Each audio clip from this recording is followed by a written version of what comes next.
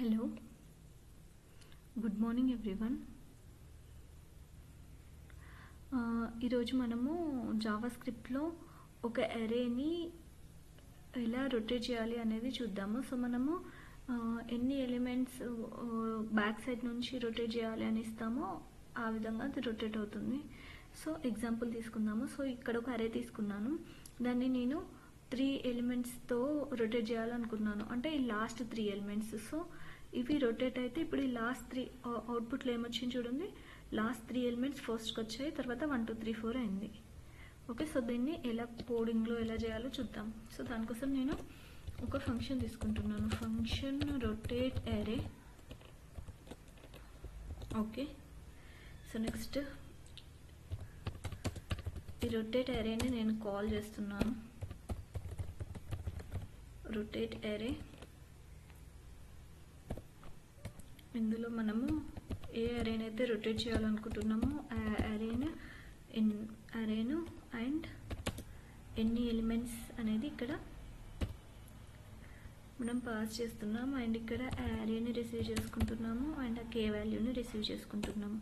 So ఒకవేళ ఈ కే value అనేది ఈ లెంత్ కన్నా ఎక్కువగా ఉందనుకో, ఎగ్జాంపుల్ ఈ లెంత్ 7 ఉంది కదా, బట్ ఈ కే వాల్యూ అనేది 8 ఉందనుకో, మనం ఫస్ట్ 7 చేసిన తర్వాత మళ్ళీ ఒరిజినల్ ఫామ్కి వచ్చి ఓన్లీ 1 రొటేషన్ అవుతుంది కదా. సో దానికన్నా మనము అలా 8 రొటేషన్స్ చేయడం కన్నా ఓన్లీ సింగిల్ రొటేషన్ చేస్తే మనకి ఈజీ ఉంటుంది కదా. సో అందుకని మనం ఒక కండిషన్తో కే వాల్యూను ఆప్టిమైజ్ చేస్తాం. If k value is greater than array dot length, అయితే మనం ఇప్పుడు కేని అప్డేట్ చేస్తున్నాం. K is equal to k modulus array dot length.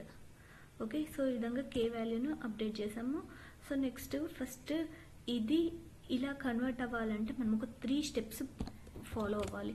So first step ఏంటి అంటే దీన్ని టోటల్గా రివర్స్ చేయాలి. సో రివర్స్ చేస్తే ఏమవుతుంది, 7 6 5 4 3 2 1. సో రివర్స్ చేసిన తర్వాత మనకు నెక్స్ట్ స్టెప్లో ఏం చేయాలంటే ఇందులో ఉన్న ఈ ఫస్ట్ 3 ఎలిమెంట్స్ని రివర్స్ చేయాలి. సో రిమైనింగ్ అంతా అలానే ఉంచాలి, ఓన్లీ ఫస్ట్ 3 ఎలిమెంట్స్ మాత్రమే రివర్స్ చేయాలి. సో దానికోసం 5 6 7 and remaining is 4 3 2 1. Okay, so ఇంకొక స్టెప్ వస్తుంది.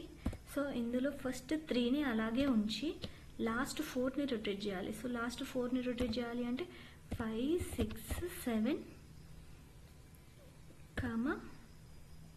1 2 3 4, విచ్ మీన్స్ మనము ఇప్పుడు ఒక ఫంక్షన్ క్రియేట్ చేసుకున్నాం దీనికోసం, ఈ రొటేట్ చేయడానికి. ఓకే, రొటేట్ అనే ఫంక్షన్ని తీసుకున్నాము.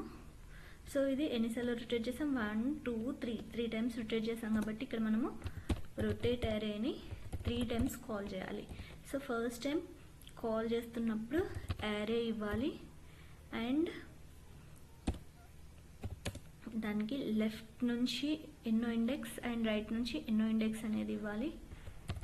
ARR dot length -1. సో అరే లెఫ్ట్ రైట్.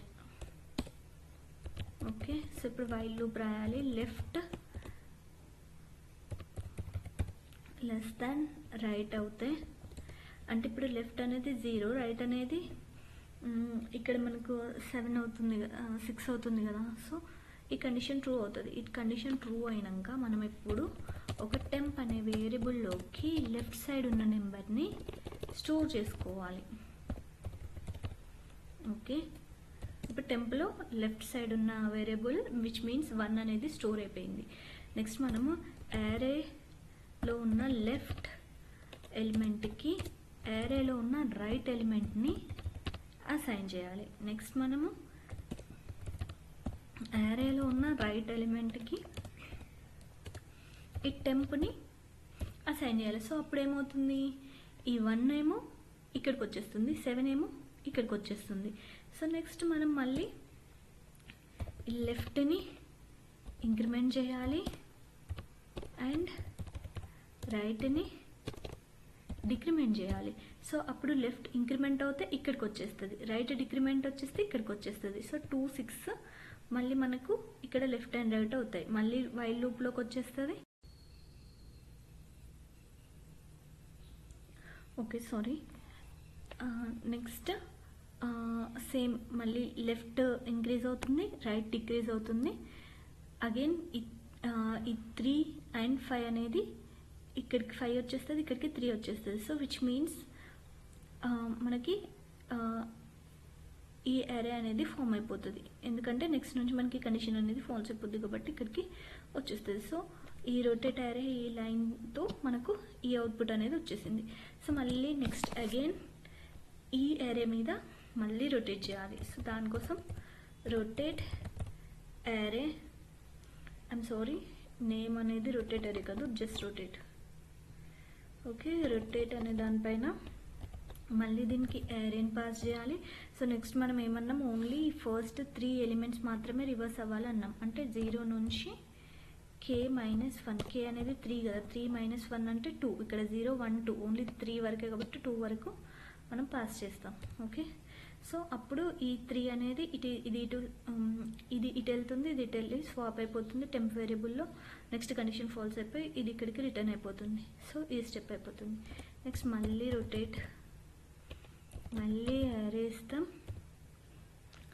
ఓకే, ఇప్పుడు మనకు కే నుండి స్టార్ట్ అవుతుంది, అంటే థర్డ్ ఎలిమెంట్ నుంచి. ఎందుకంటే మనం ఇప్పుడు ఇది యాస్టీస్ అలానే ఉంచుకొని దీన్ని రివర్స్ చేస్తున్నాం కదా. సో స్టార్టింగ్ పాయింట్ ఇక్కడ కే అవుతుంది, అంటే థర్డ్ ఎలిమెంట్ నుంచి మళ్ళీ ఎర్రర్ డాట్ లెంగ్త్ -1.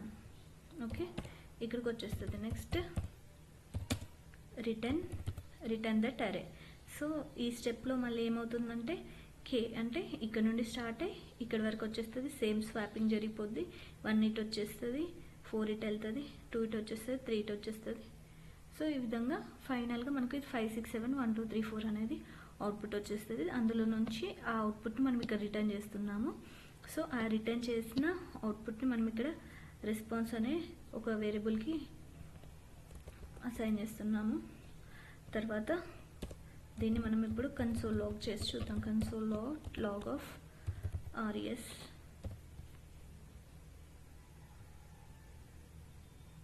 చూసారు కదా 5 6 7 1 2 3 4. సో కావాలంటే దీనికి 2 రొటేషన్స్ చేసి చూద్దాం. 2 రొటేషన్స్ అంటే ఏంటన్నట్టు 6 7 1 2 3 4 5 రావాలి. సో అవుట్పుట్ అదే వస్తుందో చూద్దాం, 6 7 1 2 3 4 5. ఓకే, ఈ విధంగా మనము ఒక అరేని ఎన్ని ఎలిమెంట్స్ మనం ఇక్కడ పాస్ చేస్తామో అన్ని ఎలిమెంట్స్ తోటి రొటేట్